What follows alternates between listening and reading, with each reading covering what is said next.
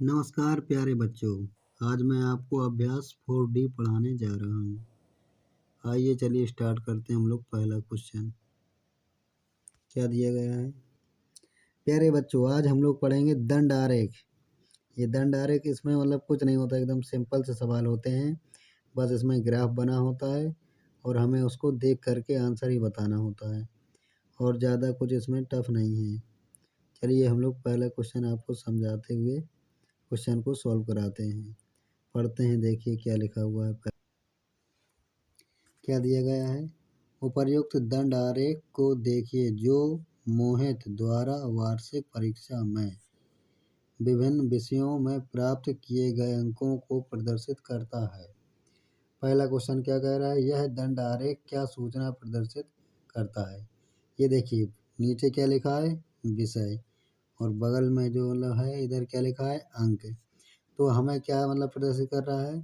यानी विषयों के प्राप्त किए गए अंक को प्रदर्शित कर रहा है। यही हमारा पहले का आंसर हो जाएगा। आइए हम लोग कॉपी पर नोट डाउन कर लेते हैं। पहले पार्ट का क्या आंसर हो जाएगा?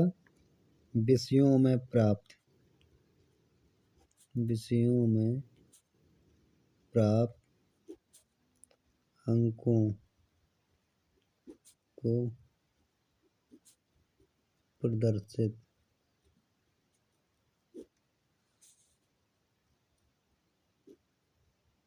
कर रहा है। चलिए दूसरा पार्ट देखते हैं। अब क्या दिया गया है? किस विषय में मोहित ने अधिकतम अंक प्राप्त किए हैं? अब इसमें हमें देखना है सबसे ज़्यादा। देखिए इधर सबसे ज़्यादा किस विषय में? ये देखो, ये ग्राफ कहाँ जा रहा है? 80। तो ये हमारा क्या हो जाएगा? गणित। गणित में यही हमारा आंसर हो जाएगा। दूसरे का आंसर क्या हो जाएगा? गणित, मतलब गणित विषय में सबसे अधिक उसने अंक प्राप्त किए हैं। आइए हम लोग अब क्वेश्चन पहले का तीसरा पार्ट देखते हैं। आइए हम लोग तीसरा पार्ट देखते हैं। किस विषय में न्यूनतम अंक प्राप्त किए हैं? आइए इसको हम लोग चित्र में देखते हैं। न्यूनतम यानी सबसे कम अंक। ये देखिए ये कितना है? 55। और ये हमारा 50। तो ये हमारा हो जाएगा सामाजिक विज्ञान। तीसरे का हमारा हो जाएगा सबसे न्यूनतम अंक प्राप्त किसमें किए उसने? सामाजिक विज्ञान में। आइए इसको हम लोग नोट डाउन कर लेते हैं। क्या दिया गया है? सामाजिक विज्ञान।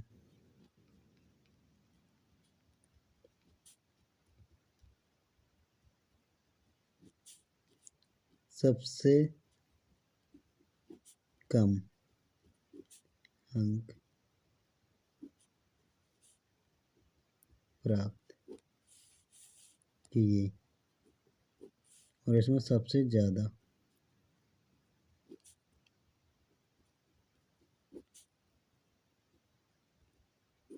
अंक प्राप्त किए। आइए हम लोग चौथा पार्ट देखते हैं। अब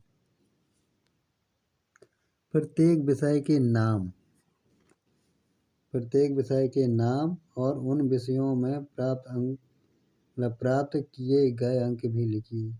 ये एकदम सिंपल सा है। इसमें सिर्फ प्रत्येक विषयों के नाम लिख देना है, और उनके मतलब जितने अंक उन्होंने प्राप्त किए मोहित ने, उसको भी हम लोग लिख देंगे। सिंपल सा। चलिए इसको भी हम लोग लिख देंगे। देखिए हिंदी में कितने दिए गए हैं? 60। और अंग्रेजी में कितने दिए गए हैं? 55। क्योंकि ये देखो 5-5 का अंतर रहेगा। जैसे 60 नीचे 50 से 60 जब आएंगे तो बीच में कितना है? 55 आएगा। क्योंकि ये 10-10 का अंतर दिया गया है, इसीलिए ये बीच में अंतर 5 का गैप रहेगा। और इसके बाद क्या है? गणित। तो गणित में कितना है? 80। और ये अपना क्या है? विज्ञान। तो विज्ञान में देखिए 70 और 80 के बीच में है ये लाइन, ये देखिए। तो यहाँ आ जाएगा 75। और इसी तरह ये सामाजिक विज्ञान। तो सामाजिक विज्ञान को हम लोग देखेंगे तो कितना है? 50। आइए इसको हम लोग नोट डाउन कर लेते, यही हमारा आंसर हो जाएगा। हिंदी में कितने? 60। और अंग्रेजी में कितने किए हैं? 55 अंक। और गणित में कितने हैं? 80। और विज्ञान में 75 और सामाजिक विज्ञान, तो ये हो जाएगा इसके 55 नंबर।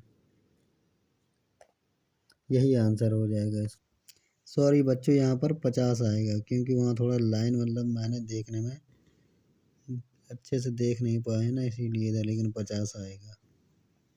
आइए हम लोग देखते हैं क्वेश्चन नंबर दूसरा। चलिए हम लोग पढ़ते हैं क्वेश्चन नंबर दूसरा। निम्नांकित आरेख वर्ष 2000 से लेकर 2004 में सरकार द्वारा खरीदे गए गेहूं की मात्रा को दर्शाता है। पैमाना क्या लिखा है? 1 सेंटीमीटर बराबर 5000 टन। आइए क्या दिया गया है? उपर्युक्त दंड आरेख पर आधारित निम्नलिखित प्रश्नों के उत्तर दीजिए। और ये देखिए ये क्या दिया गया है? गेहूं 1000 टन में, और ये नीचे दिया गया है वर्ष। और पहला क्वेश्चन क्या कह रहा है? इस आरेख का पैमाना क्या है? ये तो आपका सिंपल सा है क्योंकि ये पैमाना दिया गया है पहले ही ऊपर, 1 सेंटीमीटर बराबर 5000 टन। यही हमारा पहले का आंसर हो जाएगा। आइए इसको हम लोग नोट डाउन कर लेते हैं कॉपी पर।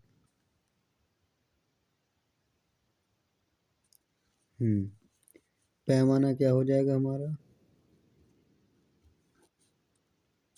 1 सेंटीमीटर बराबर 5000 टन। यही हमारा पहले पार्ट का आंसर हो जाएगा। आइए अब देखते हैं क्वेश्चन नंबर दूसरे का दूसरा पार्ट। क्या दिया गया है? किस वर्ष में गेहूं की अधिकतम मात्रा खरीदी गई और कितनी? आइए इसको हम लोग देखते हैं चित्र में। क्या दिया गया? अधिकतम, ये देखिए 2004 में 30,000 टन। आइए इसको हम लोग नोट डाउन कर लेते हैं। अधिकतम मात्रा वर्ष कितना? 2004 में, और कितनी? 30,000 टन। यही हमारा दूसरे पार्ट का आंसर हो जाएगा। अब तीसरा पार्ट देखते हैं।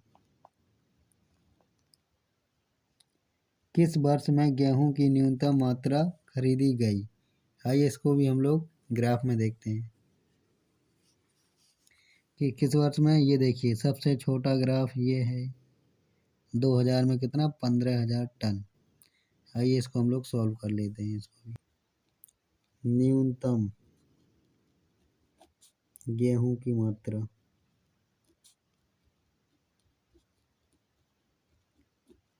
कितना? 15,000 टन वर्ष में। आइए इसका चौथा पार्ट देखते हैं। क्या दिया गया चौथे पार्ट में? किस वर्ष यानी वर्ष 2002 में गेहूं की कितनी मात्रा खरीदी गई? आइए इसको भी चित्र में देखते हैं। ये देखिए 2002 देखना है हमें, तो ये हमारा जाएगा 20, मतलब 20,000 टन गेहूं खरीदा गया है 2002 में। आइए इसको हम लोग सॉल्व करते हैं। 2002 में गेहूं की मात्रा खरीदी गई कितना? 20,000 टन। यही हमारा आंसर हो जाएगा। आइए हम लोग देखते हैं क्वेश्चन नंबर तीसरा। चलिए पढ़ते हैं हम लोग क्वेश्चन नंबर तीसरा। क्या दिया गया है? निम्नांकित दंड आरेख किसी आवासीय विद्यालय में प्रवेश पाने वाले शिक्षार्थियों की संख्या दर्शाता है। पैमाना क्या दिया गया है? पैमाना 1 सेंटीमीटर बराबर 10 शिक्षार्थी। ठीक है। इधर नीचे क्या दिया गया है? उपर्युक्त दंड आरेख के आधार पर निम्नलिखित प्रश्नों के उत्तर दीजिए। तो पहला प्रश्न क्या दिया गया है इसका? वर्ष 2001 में शिक्षार्थियों की संख्या कितनी थी? मतलब 2001 की बात कर रहे हैं, तो 2001 ये है। अब 2001 ये है, तो हम लोग इसको देखेंगे कितनी 40। तो हमारी 2001 में शिक्षार्थियों की संख्या 40 आ जाएगी। आइए इसको हम लोग सॉल्व करते हैं। तो देखिए 2001 में शिक्षार्थियों की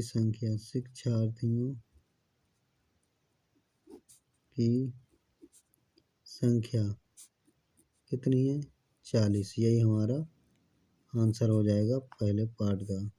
अब दूसरे पार्ट देखते हैं। चलिए कितना दिया गया वर्ष 2002 में शिक्षार्थियों की संख्या वर्ष 2001 के शिक्षार्थियों की संख्या से कितनी अधिक थी।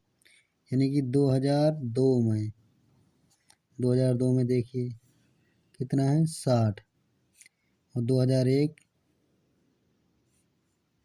कितना है 40। आइए इसको हम लोग सॉल्व करते हैं। 2002 में कितनी है 60 और 2001 में कितना है 40। अब इसको जब हम लोग घटा देंगे कितना आएगा 20 अधिक है। यही हमारा आंसर हो जाएगा। अब देखते हैं लास्ट क्वेश्चन पार्ट। अधिकतम शिक्षार्थियों की संख्या किस वर्ष में थी। ये तो हम लोग कर ही सकते हैं, बहुत ही सिंपल सा है। ये 2002 आ जाएगा क्योंकि कितना है 60। आइए इसको हम लोग सॉल्व कर लेते। कितना है अधिकतम, तो ये आ जाएगा अपना 2002 में अधिकतम शिक्षार्थियों की संख्या है। यही लास्ट क्वेश्चन था और इसी का आंसर यही है। मैं आशा करता हूँ प्यारे बच्चों आपको समझ में आ गया होगा। यदि आपको 4A 4B 4C अभ्यास अगर आपको देखना है, आप हमारे यूट्यूब चैनल पर जाकर देख सकते हैं। मैंने बहुत ही आसान भाषा में आपको समझाया हुआ है। जहाँ भी अगर आपको समझ में ना आए या किसी भी तरह का कोई डाउट हो तो आप कमेंट कर सकते हैं, मैं उसमें सुधारने का प्रयास करूँगा।